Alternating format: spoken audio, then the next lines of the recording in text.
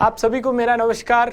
हमारे RAS exam से related जो हमने पहल स्टार्ट की है, उस पहल के दूसरे चरण, पहला चरण हमारा सिलेबस एनालिसिस हो चुका है। दूसरे चरण के जो paper analysis, previous year questions analysis जो हम लोग कर रहे हैं, उसके जो 2018 की कड़ी में 2 नंबर के क्वेश्चंस हमने एक वीडियो में कर चुके हैं। फिर उसके बाद में 5 नंबर वाले जो क्वेश्चंस थे वो भी हमने कर लिया है। अब इस वीडियो में हम लोग जो 10 नंबर के क्वेश्चंस आते हैं वो हम लोग इसमें एनालाइज करेंगे और उसमें क्या क्या चीज़ें करनी चाहिए और कैसे हम लोग उसमें मैक्सिमम मार्क्स ला सके वो हम लोग देखेंगे। और इसमें भी पूर्व की तरह जो है कॉपियाँ भी आप लोगों को दिखाऊंगा और कैसे क्वेश्चन को अटेम्प्ट करना है, समझना है पहली चीज़, ठीक है। उसके बाद में क्या हम लोग जो है लिखना है, क्योंकि 2 नंबर, 5 नंबर और 10 नंबर तीनों क्वेश्चंस में अलग अलग तरीके से हम लोगों को लिखना है। 2 नंबर में हमें वहाँ पे कम शब्दों में बहुत जो भी क्रक्स जो होता है ना वो हमें प्रेजेंट करना है, ठीक है। उसमें हम लोग इंट्रो वो सब वो वाला जो पार्ट होता है ना कि इंट्रो, बॉडी और बाद में जो लास्ट में उपसंहार, वो नहीं करना है, कंक्लूजन नहीं करना है, ठीक है। 5 नंबर वाले क्वेश्चन में भी टू द पॉइंट लिखना है, ठीक है। थोड़ा सा 2 वाले से ज़्यादा 1 लाइन का इंट्रो हम लोग उसमें दे सकते हैं क्योंकि उतना हमारे पास होता है। लेकिन 10 नंबर का जो क्वेश्चन होता है उसमें हमारे पास एनफ स्पेस होता है और उसमें क्वेश्चन को इसी तरीके से करना है। अगर वो पार्ट्स में है तो वो वापस वही 2 या 5 के या 3 के जो है पार्ट्स होंगे तो उनको वैसे अटेम्प्ट करना है। लेकिन एक बड़ा क्वेश्चन है तो उसको प्रॉपर जो क्वेश्चन की फॉर्मेटिंग होती है, पहला उसके इंट्रोडक्शन, दूसरे नंबर पे उसकी मेजर बॉडी जो 50 to 60% पार्ट वो होगा और लास्ट में कंक्लूजन और इंट्रो जो है वो 40% पार्ट में होगा, ठीक है। तो ये हमारे क्वेश्चन की बॉडी होगी। और आज 10 नंबर के क्वेश्चन हैं तो उसमें दोनों टाइप के हैं, तो वो मैं आपको दिखाऊंगा और कैसे मार्क्स मिलते हैं वो भी दिखाऊंगा। पहला क्वेश्चन हम लोग आज लेते हैं, वो था, जैसा कि पहले ही बता चुका हूँ कि टॉपिक्स जो है रक्त हो गया, दूसरा हो गया रोग हो गया और तीसरा ये पीएच, अम्लीयता, क्षारीयता, यहाँ से क्वेश्चंस बनने ही बनने हैं, ठीक है। क्योंकि ये वाले जो है आरपीएससी के फेवरेट टॉपिक्स है, तो ये वाले जो चैप्टर्स है वो आप लोग ध्यान से करिएगा। अब आते हैं क्वेश्चन पढ़ते हैं। पहला पूछा है कि पीएच स्केल क्या है। फर्स्ट पूछा है पीएच स्केल क्या है, फिर दूसरा पूछा है पीएच स्केल को विकसित करने वाले वैज्ञानिक का नाम बताइए। फिर तीसरा जो है इसका पार्ट है, एक पार्ट ये हो गया, अब दूसरा पार्ट है, दूसरा पार्ट भी यहीं पढ़ लेते हैं। पीएच परिवर्तन के कारण दंत क्षय की व्याख्या करनी है, एक्सप्लेन करना है कैसे दंत क्षय होता है, ठीक है। होता है ये इनको पता है, कैसे होता है वो हमें बताना है। उसके बाद में लिखा गया है पीएच परिवर्तन से होने वाले दंत क्षय को कैसे रोका जा सकता है, ठीक है। दोनों चीज़ें इसमें हम लोगों को करनी है। फिर तीसरा पार्ट है वो है एक दूध वाला थोड़ी मात्रा में बेकिंग सोडा ताजे दूध में मिलाता है, ठीक है, बेकिंग सोडा मिलाया है। उसके बाद में दूध से दही बनने में लगने वाले समय पर क्या प्रभाव पड़ेगा, ये प्रभाव बताना है और कैसे पड़ेगा वो थोड़ा सा हमें समझाना है। ये तीनों क्वेश्चन इसमें करने हैं, ठीक है। तो अब हमें क्वेश्चन समझ में आ गया। पहला क्वेश्चन क्या है, पीएच स्केल क्या है। पीएच स्केल जो है वो हम लोग क्या किस लिए यूज़ करते हैं, वो किसी भी विलयन की अम्लीयता या क्षारीयता को मापने के लिए यूज़ करते हैं। पोटांस ऑफ हाइड्रोजन यानी हाइड्रोजन आयन का उसमें सामर्थ्य कितना है उस विलयन में, ये ज्ञात करने के लिए हम लोग पीएच स्केल करते हैं। ये एक लॉगरिथमिक गणना पे आधारित होती है और H+ आयन की जो सांद्रता होती है विलयन में उसका लॉग वैल्यू जो है वो लेके पीएच की वैल्यू निकाली जाती है, ठीक है। तो ये हो गया पीएच स्केल। पीएच स्केल के बाद में पूछा गया है किसने इसकी खोज की है, तो वो एक वैज्ञानिक है जिनका नाम है एल सोरेनसन, उन्होंने इसकी खोज की है। ये दोनों चीज़ें हमको यहाँ पे लिखनी थी। तीसरा क्वेश्चन यानी इसका पार्ट जो है बी पार्ट है, उसमें पूछा गया है पीएच परिवर्तन से होने वाले दंत क्षय की व्याख्या कीजिए, कैसे ये होता है, ठीक है। तो हमारे जो मुख का नॉर्मल जो होता है, नॉर्मल उसका पीएच जो होता है वो 6.5 के अराउंड होता है, ठीक है। उससे पीएच यदि कम हो जाता है, 5.5 से और नीचे चला जाता है, तो हमारे दांत में जो एनिमल होता है, जो सबसे कठोर पार्ट होता है, वो धीरे धीरे उस अम्लीय वातावरण में क्षयसारी होता है, वो अम्ल उससे क्रिया करके उसको जो है तोड़ता जाता है या उसका संक्षारण करता जाता है, उस वजह से दांतों का क्षय होता है। ठीक है, कैविटी वगैरह डेवलप होती है। कोलगेट का आपने जो पहले ऐड आता था वो देखा होगा, उसमें कैविटी जो काली काली वो दांतों के बीच में दिखाई जाती थी ना, वो वही चीज़ दंत क्षय है। ठीक है, अब दंत क्षय को उसके साथ साथ में हमें ये भी एक्सप्लेन करना है दंत क्षय के साथ में कि अम्लीयता हमारे मुख की कैसे बढ़ेगी। ठीक है, अम्लीयता हमारे मुख की ये होती है कि हमारे भोजन के पश्चात हमारे मुख में कुछ खाद्य कण रह जाते हैं। ठीक है, उन खाद्य कणों का जो है अपघटन होता है। वो अपघटन हमारे मुख में ऑलरेडी उपस्थित बैक्टीरिया या फिर बाहर से आए हुए बैक्टीरिया जो है वो उसका अपघटन करते हैं। वो अपघटन जब होता है तो वहाँ पे अम्लीय उसके प्रोडक्ट्स निकलते हैं रिजल्ट में। ठीक है, वो अम्लीय प्रोडक्ट्स हमारे मुख के पीएच को गिरा देते हैं। तो ये वाला प्रोसेस पूरा हमको इसमें समझाना है। ठीक है, इसका अगला पार्ट है कि इसको रोकने के लिए क्या करना है। तो वही कोलगेट वाली ऐड, वही जो तोड़ते हैं, एक को शायद कोलगेट वाले विलियन में डालते हैं, दूसरे को ऐसे ही पानी में डालते हैं, दोनों में तोड़ते हैं, एक स्ट्रांग हो जाता है, एक वीक हो जाता है। ठीक है, तो हमें क्या करना है, कोलगेट नहीं बल्कि एक क्षारीय विलियन से हमारे मुख को धोना है। ठीक है, हमारे उसमें खाने के पश्चात मुंह साफ करना है और क्षारीय विलियन से करना है, बस इतना सा है। ठीक है, ये वाला पार्ट हमको इसमें लिखना था। अब आ जाता है तीसरा पार्ट है, एक दूध वाला थोड़ी मात्रा में बेकिंग सोडा ताजे दूध में मिलाता है और उससे दही बनने में जो लगाने वाला समय है उस पर क्या प्रभाव पड़ना है वो समझाना है। देखिए, दूध से दही, ठीक है, वो कैसे होता है, वो ये होता है कि उसमें लैक्टोबैसिलस जो बैक्टीरिया होता है वो दूध को लैक्टिक अम्ल में कन्वर्ट करता जाता है और उसकी अम्लीयता धीरे धीरे बढ़ती जाती है। ठीक है, बेकिंग सोडा जो है वो क्षारीय प्रवृत्ति का होता है। तो अगर यहाँ पे क्षार डाल दिया जाए दूध में तो उसकी क्षारीयता बढ़ जाएगी और अम्लीयता कम होगी। ठीक है, तो अम्लीयता कम होगी तो मतलब जो टाइम लगने वाला था, पहले तो जो टाइम अम्लीयता बढ़ाने में लगने वाला था वो कम था, अब क्षारीयता बढ़ गई है तो पहले उसको न्यूट्रलाइज करेगा, उसके बाद में अम्ल बनाएगा। ठीक है, तो ये टाइम एक्स्ट्रा टाइम लगेगा और यही चीज़ हमको यहाँ पे लिखनी थी। ये तीनों चीज़ें जिसने भी लिखी है उनको अच्छे मार्क्स मिले। और तरीके से थोड़ा जो वेरिएशन होता है वो प्रेजेंटेशन का भी होता है, थोड़ा बहुत इसमें आप लोग अच्छे से प्रेजेंट करेंगे, अच्छे से जो पीएच की स्केल की फ़ोटो बना लेंगे या वो कर लेंगे तो बहुत अच्छे मार्क्स। एक चीज़ याद रखना कि 10 नंबर वाला जो क्वेश्चन है ना उसमें मार्क्स के वेरिएशन बहुत ज़्यादा हो सकता है, क्योंकि 3 नंबर भी मिल सकते हैं, 4 भी मिल सकते हैं और 7 और 8 भी मिल सकते हैं, यहाँ तक कि 8.5 9 भी मिल सकते थे। ठीक है, 8.5 भी मिले हुए हैं, ये मैंने देखा है, और 10 भी मिले हैं, लेकिन वो गणित वाले क्वेश्चंस के केस में था, लेकिन वो अभी यहाँ पे नहीं है। ठीक है, तो ये वेरिएशन इसमें ज़्यादा है, इसलिए 10 नंबर वाले जो क्वेश्चंस हैं वो हमें बहुत अच्छे तरीके से अटेम्प्ट करने हैं और उनकी प्रैक्टिस इतनी ज़्यादा करनी है कि वहाँ पे जैसे ज्योग्राफी के क्वेश्चन हुए तो उसमें डायग्राम हमारे प्रॉपर आने चाहिए, जो भी हमारे मैप्स होते हैं वो उसको बना लेने चाहिए। साइंस का हुआ तो टेबल्स और ये जो डायग्राम है, आरेख जो है वो हमें तैयार करने होने हैं। ठीक है, उसको सही से जमा के लिखेंगे तो उसमें अपने 1-2 मार्क्स ऑलरेडी बढ़ जाएंगे। तो ये प्रेजेंटेशन का विशेष ध्यान इस क्वेश्चंस में रखना होता है, इन क्वेश्चंस में 10 नंबर वाले में। अब आ जाते हैं हमारा मॉडल आंसर क्या होगा। देखिए, पीएच स्केल किसी भी विलियन में उपस्थित H+ आयन की सांद्रता को मापने वाला स्केल है, जिसमें विलियन की अम्लीयता या क्षारीयता का ज्ञान होता है, और इसकी खोज 1909 में SPL सोरेनसन ने की थी। ठीक है, ये हो गया हमारे पार्ट अ का आंसर। उसके साथ साथ में हमने स्केल की एक फ़ोटो जो कि कहाँ पे दिया हुआ है, board of secondary education Rajasthan, उसकी बुक में दिया हुआ है, और उसमें सीधा सीधा यही वाला, ये उसकी लैंग्वेज ही है। ठीक है, तो ये हमें अगर ऑथेंटिक सोर्स से लैंग्वेज लिखेंगे, ऑथेंटिक सोर्स से ये फ़ोटो या जो भी डायग्राम्स हैं उनका यूज़ करेंगे तो हमें अच्छे मार्क्स मिलेंगे, ये मैं पहले भी बता चुका हूँ।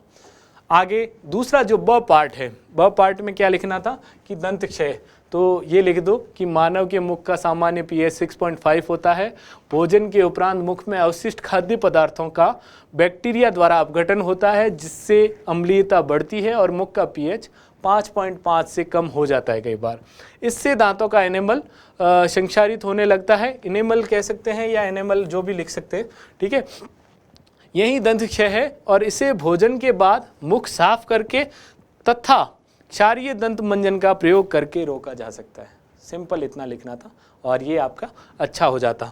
उसके बाद में थर्ड पार्ट क्या है, दूध में थोड़ी मात्रा में बेकिंग सोडा मिलाने पर उसके दही बनने में अधिक समय लगता है, ये पूछा गया है। ठीक है, क्यों लगता है वो भी समझाना है, क्योंकि दूध जब दही बनता है तो उसकी अम्लीयता बढ़ती है, वहीं बेकिंग सोडा दूध की क्षारीयता को बढ़ाता है, जिससे अम्लीयता बढ़ने में अतिरिक्त समय लगता है। ठीक है, ये लिख दिया, आपका आंसर हो गया। अब आते हैं अब मोस्ट इंटरेस्टिंग पार्ट पे कि क्या क्या लिखा है और कैसे मार्क्स मिले। अब ये फर्स्ट है जिनको मार्क्स कितने मिले हैं, 3 और 3 6 मार्क्स अच्छे मार्क्स गिने जाते हैं। ठीक है, खराब मार्क्स नहीं है, अच्छे मार्क्स हैं। थोड़ी सी प्रेजेंटेशन, थोड़ा सा, अब मैं जो प्रेजेंटेशन की बात कर रहा था वो यहाँ दिखाऊंगा कि कैसे मार्क्स बढ़ाए जा सकते हैं। ये लिखा है पीएच पोसांस ऑफ या शक्ति का प्रतीक एवं एच विलियन में हाइड्रोजन आयनों की सांद्रता का माप, पीएच स्केल। अब देखिए यहाँ पे पीएच नहीं पूछा गया है, सॉरी एक सेकेंड, पेन का कलर चेंज कर लेते हैं। हाँ, यहाँ पे जो है पीएच नहीं पूछा गया है, सीधा पूछा है व्हाट इज पीएच स्केल। तो ये लिख सकते हैं इंट्रोडक्शन के लिए, बट अब छोटे छोटे पार्ट्स हैं ना, तो इसमें अवॉइड कीजिए ताकि आपको एक अच्छा स्पेस मिल सके। अब देखिए यहाँ पे अगर उनको स्पेस मिलता तो ये स्केल ढंग से कर पाते। ठीक है, ये ढंग से प्रेजेंट होती, और ढंग से प्रेजेंट होती तो यहाँ पे डेड नंबर की जगह 2 मिलते, 2.5 मिलते। ठीक है, वो बढ़ना ही था। इसलिए ये अनावश्यक जानकारियों को जो है कोशिश कीजिए कि अवॉइड करना है। ठीक है, अब पीएच स्केल किसी द्रव में उपस्थित हाइड्रोजन आयनों की सांद्रता का मापा जाता है पीएच स्केल के द्वारा। पीएच स्केल का विकास 1909 में सोरेनसन द्वारा किया गया। लिखा गया है मार्क्स कितने मिले, 1.5 नंबर। क्यों, क्योंकि स्केल को ऐसे बनाया है बीच में घुसा के, और उस प्रेजेंटेशन के मार्क्स जो है वो कम हुए हैं। उसके बाद में दंत क्षय वाले में अच्छे से इन्होंने लिखा है और उसके मार्क्स आप देख सकते हो, बी पार्ट के 3 मार्क्स मिले हैं। ठीक है, ये ढंग से लिखा है, कोई काटा पीटी नहीं है, कोई उसमें जो है फंसाया नहीं गया है इसको, इस वजह से इसको पूरे मिले हैं। ठीक है, दंत क्षय का कारण जब हम भोजन करते हैं उसके पश्चात भोजन के टुकड़े दांतों में फंसे रह जाते हैं और बैक्टीरिया से क्रिया करके मुंह पीएच 6.5 से घटाकर 5.5 कर देते हैं, जिससे अम्लीय वातावरण दांतों के इनेमल का क्षय हो जाता है। दंत मंजन या क्षारीय विलयन द्वारा इसको रोक सकते हैं। हो गया, अच्छे से लिखा है, 3 मार्क्स मिल गए। अब लास्ट जो लिखा है, थोड़ी मात्रा में बेकिंग सोडा मिलाने से दूध से दही बनने में प्रक्रिया नियंत्रित कर दिया जाता है और इससे जल्दी खराब नहीं होता, किंतु इसकी जो है प्रभावित होती है। ठीक है, अच्छा लिखा ठीक है, लेकिन ढंग से नहीं लिखा है। वो जो आंसर लिखना चाहिए था, जो एग्जामिनर एक्सपेक्ट कर रहा था, वो नहीं है। ठीक है, अब आ जाते हैं दूसरे वाले पार्ट पे। दूसरा किसी ने लिखा है, उसको मार्क्स मिले हैं 2, 2, 4 और 5.25 मार्क्स मिले हैं। क्यों मिले हैं देख सकते हो आप। मैं ये राइटिंग का नहीं कहता हूँ, राइटिंग का भी जो कॉन्सेप्ट है कि राइटिंग ऐसी होनी चाहिए कि सामने वाले को पढ़ने में आ जाए, बस ये है। लेकिन आपका जो प्रेजेंटेशन है, अब इसमें जो स्केल बनाई भी गई है, वो स्केल कहीं दिख रही है क्या आपको? नहीं दिख रही, इसलिए 25.25 मार्क्स और कम दिए गए हैं इनको। ठीक है, दूसरा लिखा इन्होंने भी है, टूथपेस्ट का यूज़ करना और एनिमल का क्षय सब लिखा है इन्होंने, लेकिन जो फंसा के या कैसा जो प्रेजेंटेशन है ना वो ख़राब है, उस वजह से एग्जामिनर ने इनको 2 मार्क्स दिए। और तीसरा जो दूध अम्लीय होता है, इसको ढंग से लिखा है इन्होंने, लेकिन फिर भी 2 मार्क्स है क्योंकि प्रेजेंटेशन ख़राब है। इसी क्वेश्चन को अच्छे ढंग से इसी ज्ञान के आधार पर लिख कर हम 5.25 को 6.5 और 7 तक बढ़ा सकते थे।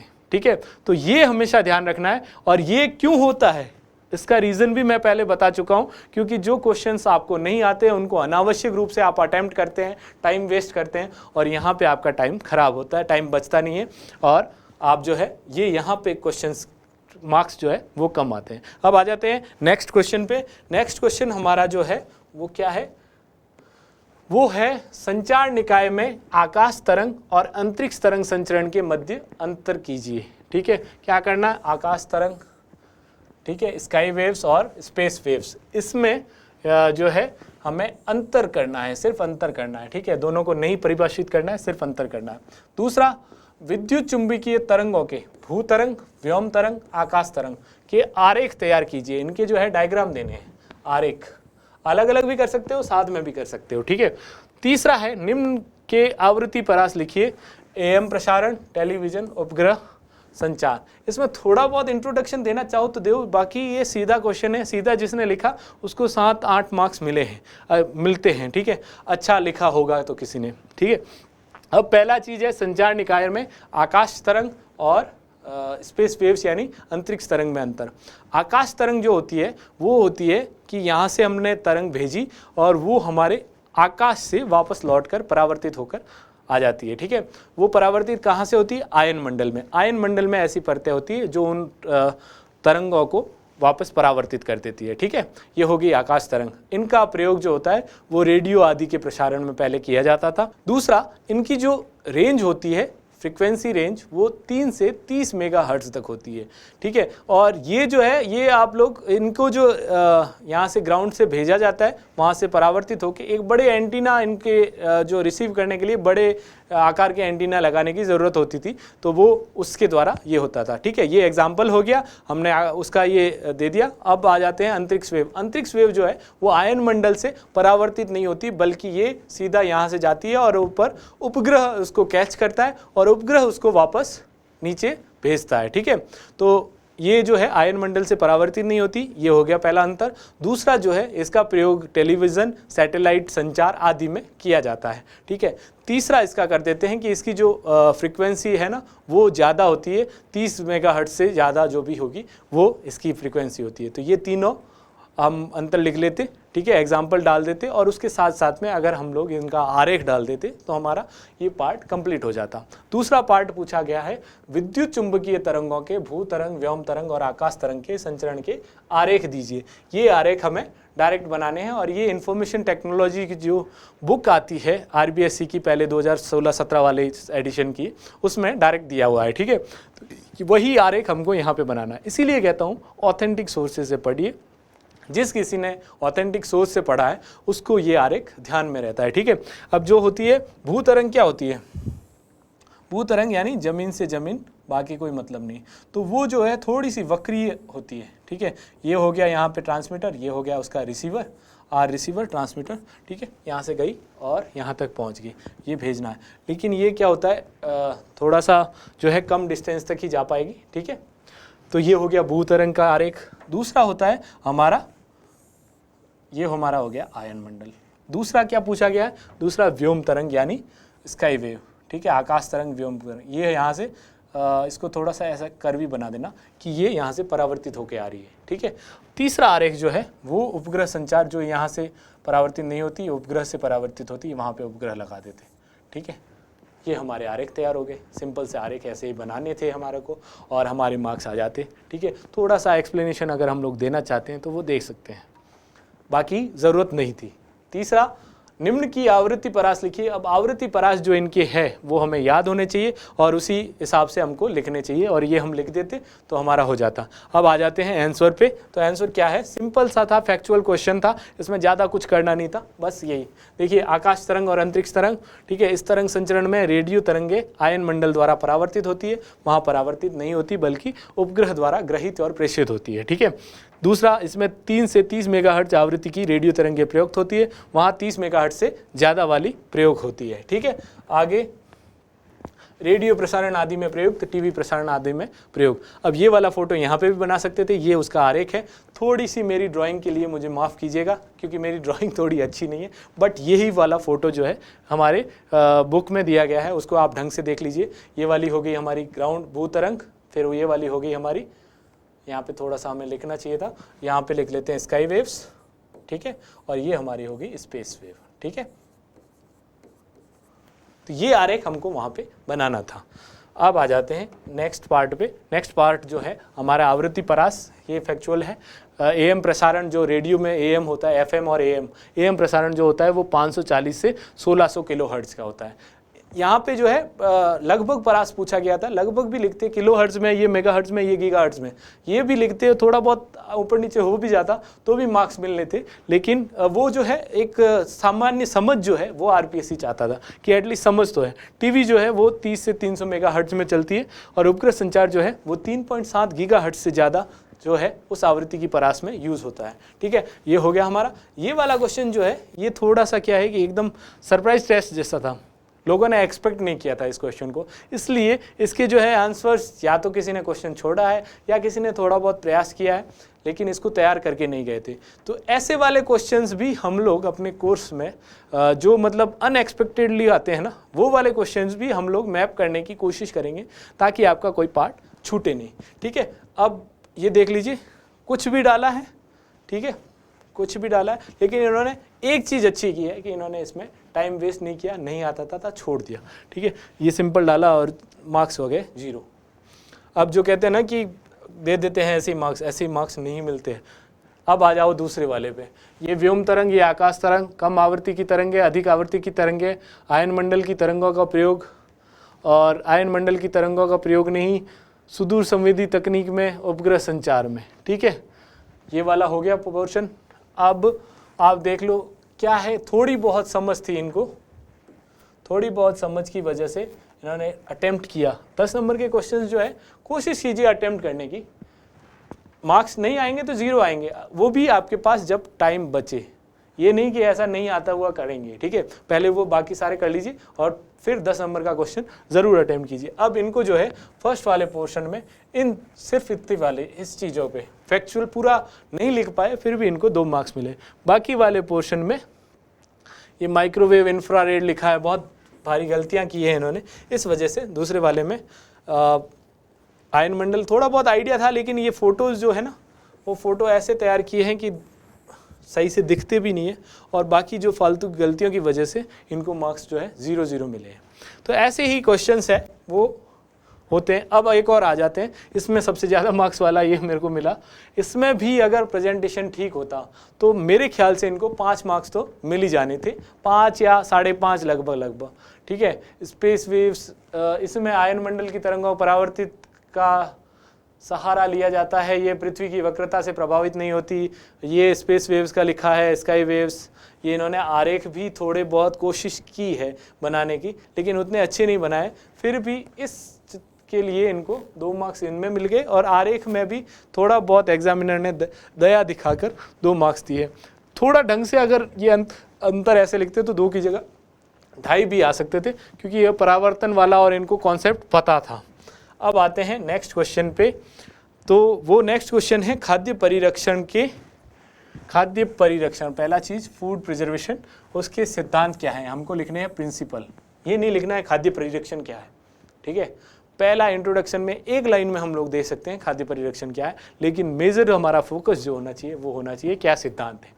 खाद्य परिरक्षण के लिए प्रयुक्त विभिन्न विधियों को लिखना है, उनको समझाना भी है। ठीक है, यहाँ पे विधियों के साथ साथ में थोड़ा सा ब्रीफ में 1 या 2 लाइन में उनको समझाना है। ठीक है, तो ये हमारा क्वेश्चन हो गया, समझ में आ गया, अंडरलाइन हो गई। अब उसके बाद में पहला चीज़ लिखा है खाद्य परिरक्षण। पहला खाद्य परिरक्षण होता क्या है? खाद्य परिरक्षण ये होता है कि भोजन को बचाना। भोजन को क्यों बचाना? भविष्य के लिए बचाना। और कैसे बचाना, किससे बचाना?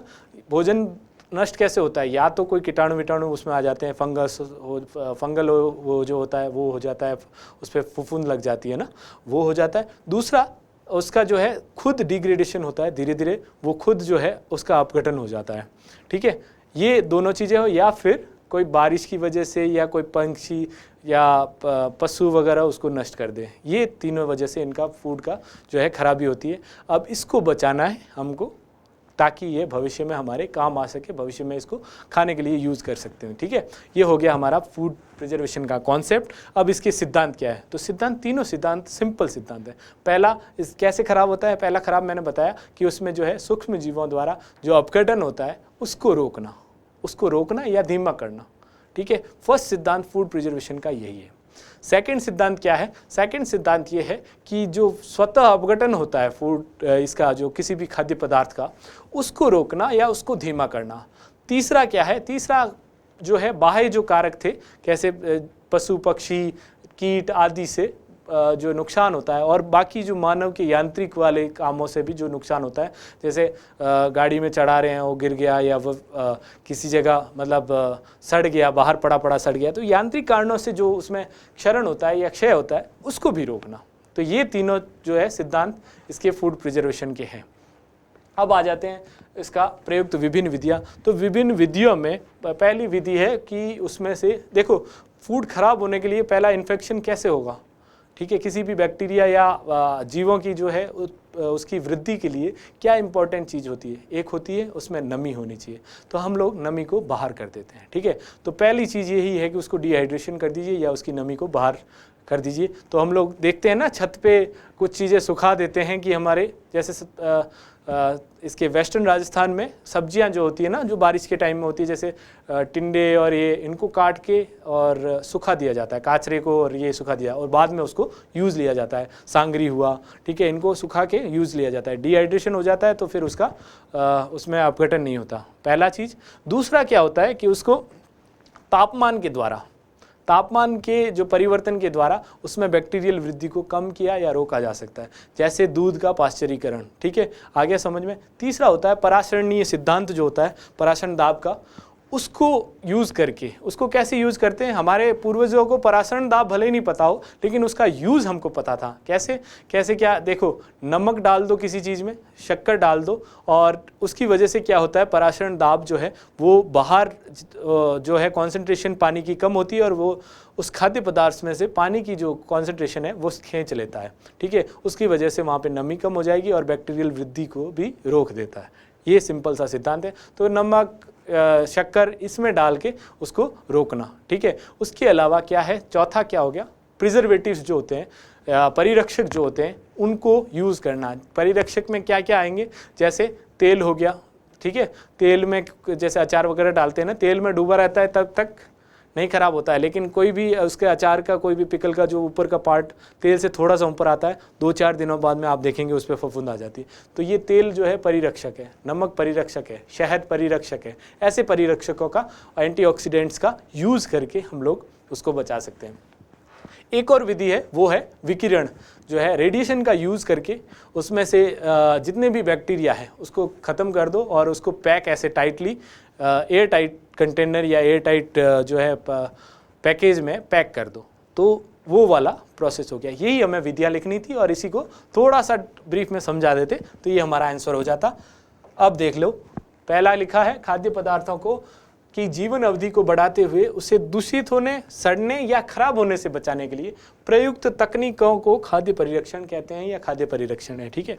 इसके 3 प्रमुख सिद्धांत हैं, इसको ऐसे लिख लेते तो आपका क्या है, थोड़ा प्रेजेंटेशन बढ़ जाता, अच्छा हो जाता। पहला सिद्धांत क्या है, ये है पहला, सूक्ष्म जीवों द्वारा अपघटन को धीमा करना या रोकना। दूसरा सिद्धांत क्या है, खाद्य के स्वतः अपघटन या स्व अपघटन को धीमा करना या रोकना। तीसरा है कीट, पशु, जीव या यांत्रिक कारणों से होने वाले क्षय को कम करना। ये हमारे सिद्धांत हो गए। थोड़ा सा एक्सप्लेन करना चाहते या फिर इसमें विधियाँ लिखना चाहते तो आप लिख सकते थे। अब आ जाते हैं विधियों को थोड़ा और एक्सप्लेन करना था क्योंकि मेरे पास स्पेस की कमी थी और जो है मैंने एक्सप्लेन कर दिया है ऑलरेडी, तो थोड़ा सा एक्सप्लेन करके लिखना था। डिहाइड्रेशन के द्वारा इसमें खाद्य पदार्थों में नमी को हटा दिया जाता है, जैसे मिर्ची आदि को सुखाना। एग्जाम्पल भी लिख लेते तो और ज़्यादा सोने पे सुहागा हो जाता। अब आ जाते हैं दूसरे वाले पे, उच्च परासरणीय दबाव द्वारा। इसमें परासरण सिद्धांत का प्रयोग होता है और नमक, शक्कर आदि का प्रयोग करके हम लोग उसका यूज़ करते हैं। तापमान का प्रयोग करके पाश्चुरीकरण का थोड़ा सा सिद्धांत लिख लेते कि दूध को एक विशेष तापमान पर गर्म करने से उसमें बैक्टीरियल वृद्धि रुक जाती है और इसका प्रयोग करते हुए हम लोग दूध को भी आदि को संरक्षित करते हैं या परिरक्षित करते हैं। फिर परिरक्षकों यथा नमक, शहद, तेल आदि का प्रयोग करके, और फिर खाद्य विकिरणों से बैक्टीरियल या जो सूक्ष्म जीव होते हैं वो मर जाते हैं और उसके बाद में उसकी निर्वात पैकिंग कर देते हैं तो बैक्टीरिया वापस नहीं हो पाएंगे, ठीक है। तो ये चीज़ें जो है हमको यूज़ करनी थी, ये लिखना था, ये करके हमारा आंसर कंप्लीट हो जाता। अब आ जाते हैं हम लोग वही वाले पार्ट पे कि क्या क्या लिखा है और कैसे कैसे मार्क्स मिले हैं। अब देखो मार्क्स कितने, 6.5, यानी क्वेश्चन इन्होंने जो है अटेम्प्ट अच्छा किया था, ठीक है। लेकिन ये देखो ये काट छांट जो है ना, हालांकि इन्होंने अंडरलाइन भी किया है, कुछ चीज़ों जगहों पे अंडरलाइन किया, लेकिन ये काट छांट जो है ना, कोशिश कीजिए बचा जाए, ठीक है। ये क्या है, थोड़ा सा फर्स्ट इंप्रेशन जो पड़ता है ना उसको ख़राब कर देते हैं। उसके बाद में जो है ना एक रेंज बन जाती है कि इसको मार्क्स कितने देने हैं। अगर बहुत साफ लिखा होता है ना तो वो रेंज हमेशा 8 से खुलती है, ठीक है। अगर जो है ऐसा लिखा होता है, कहीं काट छाट है, कहीं घसीट परसीट के लिखा होता है, तो वो रेंज अपने आप एग्जामिनर के दिमाग में जो है वो कम हो जाती है कि इसको 7 से ज़्यादा नहीं, अगर अच्छा लिखा है तो 7 दे देते हैं, नहीं तो फिर क्योंकि पढ़ने में थोड़ा सा जोर आता है। अब देखो खाद्य परिरक्षण में निम्नलिखित सिद्धांत है, इसने सीधा सिद्धांत से स्टार्ट किया। पहला है खाद्य पदार्थों में होने वाली उपापचयिक प्रक्रियाओं को धीमा करना। दूसरा है खाद्य पदार्थों को जीवाणुओं के अपशेष से बचाने से जीवाणु रहित बनाना। दोनों ठीक है, जीवाणु को कम करना, उसका अपचयन जो है वो कम करना। और उसके बाद में परिरक्षण, स्वाद, सुगंध में न्यूनतम परिवर्तन और खाद्य पदार्थों को नमी और गर्मी से बचाना। तीसरा वाला सही ढंग से नहीं लिखा है, बट 2 अच्छे से लिखे हैं, ठीक है। फिर उसके बाद में खाद्य परिरक्षण की विधियां कौन सी है, पहली इसने पाश्चुरीकरण लिखा है, फिर रेडियो एक्टिव किरणों का प्रयोग करना, फिर शीतलन का वो हो गया, फिर ऑक्सीजन रहित कंटेनर में रखना जिससे नमी और वायु की कमी से बैक्टीरियल वृद्धि नहीं होगी, और पारंपरिक हो गया सुखाकर निर्वात पैकिंग नीम आदि। लिखा अच्छा है, विधियाँ लिख ली है, सिद्धांत मोटे मोटे तौर पर लिख लिया है, उस वजह से 6.5 मार्क्स। थोड़ा सा प्रेजेंटेशन और थोड़ा सा अगर कीवर्ड्स जो यूज़ किए होते तो बहुत अच्छे मार्क्स, और उसी ढंग से लिखा होता तो ये 7, 7.5, 8 मार्क्स तक यहाँ पे मिल सकते थे। अब देखिए इस वाले में मार्क्स कितने, हालांकि ये चेक नहीं हुआ, नॉट NA जो है नॉट आंसवर्ड लिखा होगा शायद उस वजह से, बट इन्होंने जो है प्रेजेंटेशन जो है पिछले वाले से अच्छी प्रेजेंटेशन है, ठीक है। भोजन को लंबी अवधि तक सुरक्षित रखना, उन्हें खराब होने से बचाने की प्रक्रियाओं को खाद्य परिरक्षण कहते हैं। भोजन में उपस्थित जीवाणु को एक निश्चित अनुकूलन, ताप, दाब, परिस्थितियाँ, ये सब कहानी लिखी है, लेकिन सिद्धांत यहाँ पे कोई भी नहीं आया है। शायद इसी वजह से या तो 0 नंबर मिले हैं या नॉट आंसवर्ड करके डाल दिया गया है, ठीक है। ये प्रयुक्त विभिन्न विधियों में इन्होंने डाला है, लेकिन इनका प्रेजेंटेशन ठीक है बट वैसा नहीं है, ठीक है। तो ये वाला क्वेश्चन हो गया। ऐसे भी नॉट आंसवर्ड भी कई बार होते हैं। अब आते हैं एक क्वेश्चन जो अब सिलेबस में नहीं है, पहले सिलेबस में था, वो स्पेशली मेंशन्ड था कि स्वास्थ्य क्षेत्र में राजस्थान की जो नीतियां हैं उसके बारे में, सरकार की जो नीतियां हैं। अब ये वाला क्वेश्चन, और मैं कहता हूँ ना कि 8 मार्क्स भी मिल सकते हैं। थोड़ा सा इसमें जो है रिजोल्यूशन का प्रॉब्लम है, और इसमें इंग्लिश मीडियम की कॉपी है। अब इसमें क्या क्या चीज़ है, देखो राइटिंग अच्छी है। दूसरा ये यहाँ पे अगर आप ढंग से देख पा रहे हो तो उसने जो लिखा है ये वाले चीज़ें, इनको डार्क अलग से किया है, ठीक है। अंडरलाइन भले ही नहीं किया, बट इसको बोल्ड किया है। बोल्ड करने से क्या होता है कि हेडिंग्स अलग से दिखती है। पॉइंट्स 9-10 पॉइंट हो गए। उसके बाद में स्टार्टिंग में लिखा है इसका जो है ये वाला पोर्शन जो है ये इन्होंने इंट्रोडक्शन लिखा है, फिर लास्ट में कंक्लूजन भी लिखा है, पूरी बॉडी बनी है, और हमारा जो है आंसर है, और 8 नंबर हमको मिल चुके हैं। तो मार्क्स जो है वो 3 भी मिल सकते हैं, 4 भी मिल सकते हैं, 5 भी मिल सकते हैं, और 8 या 9 तक मिल सकते हैं। इसलिए अच्छे ढंग से आंसर कीजिए। बहुत अच्छा आंसर लिखा है, ठीक है। और पूरा जो फॉर्मेट होता है, ऐसे बड़े क्वेश्चंस जो आते हैं ना, ये फॉर्मेट में लिखने हैं हमें, ठीक है। इसमें 7-6 मिले हैं मार्क्स, तो ये अपने ढंग से करना है। और फिर से वही चीज़ कहूँगा कि अगला जो हम लोग करने जाएंगे वो जाएंगे 2016 वाले जो मेंस के क्वेश्चंस हैं उनको करेंगे। आप लोग जो मेंस की तैयारी कर रहे हैं या मेंस के लिए जो है सोच रहे हैं कि हम देंगे इस बार प्री दे के मेंस निकालने वाले, वो लोग जो है 2016 का जो मेंस पेपर है उसके क्वेश्चन, साइंस एंड टेक के क्वेश्चन सेकंड पेपर के, वो आप लोग अटेम्प्ट कीजिए। फिर हम लोग इसको एनालाइज करेंगे, मॉडल आंसर देंगे, और पिछले जो लिखे हुए क्वेश्चंस हैं जो लोगों ने लिखे थे उनके आंसर्स के साथ में कंपेयर भी करेंगे, तो आप अपना आंसर भी कंपेयर कर पाएंगे साथ ही साथ में। ये जो है ये अपने आप को सुधारने की, अपने आंसर राइटिंग प्रैक्टिस को बढ़ाने की बहुत अच्छा मौका हम लोग आपको दे रहे हैं। इसलिए प्लीज़ ट्राई कीजिए, और कोई भी शंका हो तो कमेंट सेक्शन में ज़रूर लिखिए ताकि हम लोग आपकी शंका का निवारण कर सकें। Thank you very much.